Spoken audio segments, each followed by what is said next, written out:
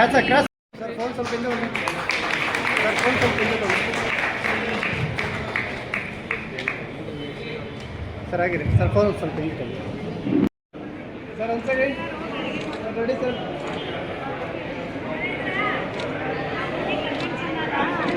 Sir ಈ ಕಡೆ ಋಣವನ್ನ ನಾವು ನಮ್ಮ ಜೀವ ಇರುವುದನ್ನ ಮರೆಯೋದಿಲ್ಲ ಅಂತಕ್ಕಂಥ ಮಾತನ್ನ ಹೇಳಲಿಕ್ಕೆ ಬಯಸ್ತಾ ಇದ್ದೇನೆ. ಮಾಧ್ಯಮದ ಸ್ನೇಹಿತರಿಗೆ, ವಿಶೇಷವಾಗಿ ನಮ್ಮ ಸಹೋದರಿಯರು, ಬಹುಶಃ ಮನೆಯಲ್ಲಿ ಬೈತಾ ಇರಬೇಕು, ಏನು 9 ಆಗೈತಿ, ಏನು ಮಂಡ್ಯದಾಗ ಆಪರೇಷನ್ ಪಿಕ್ಚರ್ ಹೋಗಿಲ್ಲ, ಎಷ್ಟು ಕೂತಾರ ಅಂತೇಳಿ.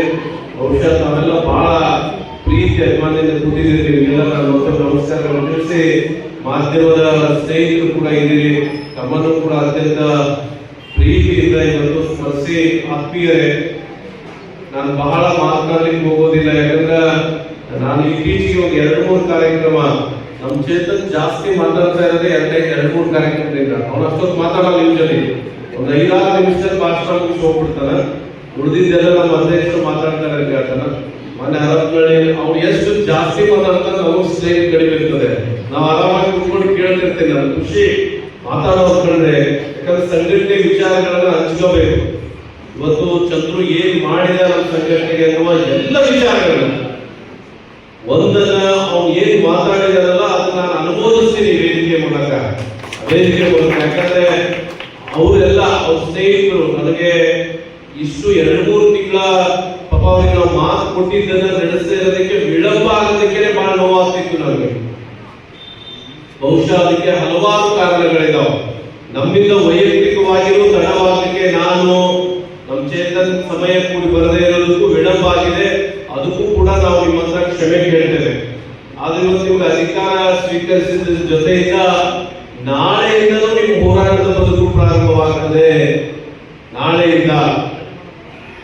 ಆದ್ರೆ ನಿಮ್ಮ ಹೋರಾಟದ ಎಲ್ಲ ದಿನಗಳಲ್ಲಿ ಏನ್ ನೀವು ಸ್ಟ್ರಗಲ್ ಅನ್ನು ಮಾಡ್ತೇವೆ, ನಾಳೆಯಿಂದ ಮಂಡ್ಯ ದರ್ಶನದಲ್ಲಿ ನಿಮ್ಮ ಪ್ರತಿದಿನ ನಿಮ್ಮ ಹೋರಾಟದ ಜೊತೆ ರಾಜ್ಯ ಸಂಘ, ವಿಶೇಷವಾಗಿ ನಾನು ಮತ್ತು ಚೇತನ್ ಗಟ್ಟಿಯಾಗಿ ನಿಮ್ಮ ಜೊತೆ ಇರ್ತೇವೆ. ನಿಮ್ಮ ಕನಸುಗಳೇನೋ, ನೀವು ಟೀಚರ್ಸ್ಗೆ ಏನೇನು ಬೆನಿಫಿಟ್ ಕೊಡ್ಬೇಕಂತೀರಿ, ರಾಜ್ಯ ಸಂಘದಲ್ಲಿ ನನಗೆ ಫೋನ್ ಮಾಡಿದ್ರೆ, ಚೇತನ್ ಫೋನ್ ಮಾಡಿದ್ರೆ ನಾವು ನಿಮ್ಮ ಜೊತೆ ಸದಾ ಇರ್ತೇವೆ.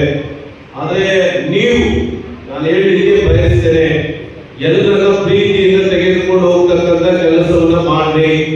ಈ ಜಗತ್ತಿನಲ್ಲಿ ಏನಾದರೂ ಗೆಲ್ಲಿಕ್ಕೆ ಸಾಧ್ಯ ಇದ್ರೆ ಪ್ರೀತಿಯಿಂದ ಈ ಜಗತ್ತನ್ನ ಗೆದ್ದಿರ್ತಕ್ಕಂಥ ಇತಿಹಾಸ ಇದೆ.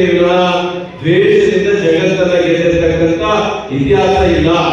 ಇವತ್ತು ಪದ್ಮೇಶ್ವರ ಹೇಳಿದ್ರು, ಇವತ್ತಿನ ಜಗತ್ತಿನಲ್ಲಿ ಕೊಟ್ಟ ಮಾತಿನಂತೆ ನಡೆದಿದೆ, ಇಬ್ರು ರಾಮ ಲಕ್ಷ್ಮಣರ ಅಂತಿಲ್ಲ. ನಿಮ್ಮ ಮಂಡ್ಯ ಜಿಲ್ಲೆಯ ವಿಷಯಕ್ಕೆ ಸಂಬಂಧಿಸಿದಂತೆ ಬಹುತೇಕ ನಾವೇನ್ ಮಾತು ಕೊಟ್ಟಿದ್ದೇವೆ, ನಮಗೆ ಇಡೀ ರಾಜ್ಯ ವಿರೋಧ ಆದ್ರೂ ನಾವು ನಿಂತ್ಕೊಂಡಿದ್ದೀವಿ. ಇಡೀ ರಾಜ್ಯ ವಿರೋಧ ಆದ್ರೂ ನಿಂತ್ಕೊಂಡಿದ್ದೀವಿ. ಕೂಡ ಇವತ್ತು ಕೂಡ ನಮಗೆ ಇರ್ತಕ್ಕಂಥ ಒತ್ತಡಗಳು ಏನೇ ಇರಲಿ, ಆದ್ರೆ ನಾನು ಹೇಳಲಿಕ್ಕೆ ಬಯಸ್ತೇನೆ, ಈ ರಾಜ್ಯದ ಶಿಕ್ಷಕರ ಸಂಘಕ್ಕೆ ಇಂಥ ಸವಾಲಿನ ದಿನಗಳು ಬಹಳಷ್ಟು ಬಂದಿದೆ, ಬಹಳಷ್ಟು. ನಾನು ಗುರಿಕಾರರ ಕಾಲಘಟ್ಟದಿಂದ ಆಗಿರ್ಬೋದು, ನಾರಾಯಣ ಸ್ವಾಮಿ ಅವರು, ಈರೇಕ್ ಅವರು, ಮಂಡ್ಯದ ನಾಗೇಶನವರು ಕೂಡ ರಾಜ್ಯದ ಅಧ್ಯಕ್ಷ ಆಗ್ತಕ್ಕಂಥ ಸಂದರ್ಭದಲ್ಲೂ ಕೂಡ ಕಾನೂನು ಹೋರಾಟಗಳಿರ್ಬೋದು, ಬಹಳಷ್ಟು ಜನ. ಅವ್ರಿಗೂ ಅಷ್ಟೇ, ನಮ್ಮ ಹಿರಿಯರವರಿಗೆ